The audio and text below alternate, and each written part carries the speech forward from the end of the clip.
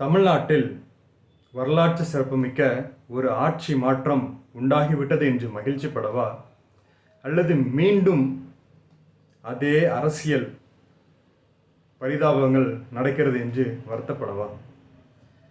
ஜனநாயகத்தின் மகத்துவத்தை உணராவிட்டால் இத்தகைய காரியங்கள் நடந்து கொண்டேதான் இருக்கும். நேற்று ஒன்று பேசியிருப்பார்கள், இன்று ஒன்று பேசுவார்கள். தேர்தலுக்கு முன்பதாக வேறொரு கட்சியோடு இருப்பார்கள், தேர்தலுக்கு பின்பதாக வேறொரு கட்சியோடு இருப்பார்கள்.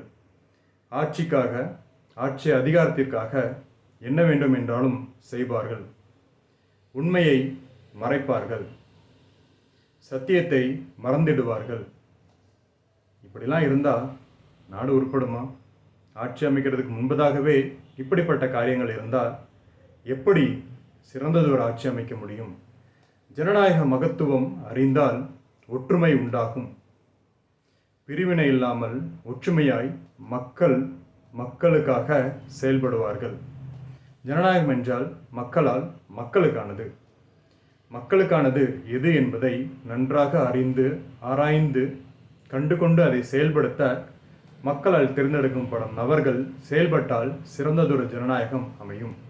இதை தவிர்த்துவிட்டு நான் அல்லது நீ என்று ஒரு போட்டி போட்டு நாம் அனைவரும் வாழ வழி செய்யாமல் செய்கிற தலைவர்களால் சமுதாயத்திற்கே ஐயோ. சிந்திப்போம் மக்களே. மாற்றத்தை முன்னெடுக்க வேண்டியது அரசியல் அறிந்த அல்லது அரசியல் ஆர்வம் கொண்ட இளைஞர்கள்தான்.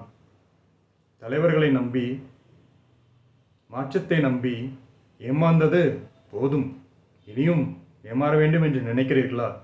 ஜனநாயகத்தின் மகத்துவத்தை அறிவோம், உணர்வோம், உன்னத செயல்பாட்டோடு முன்னெடுப்போம் மாற்றத்தை.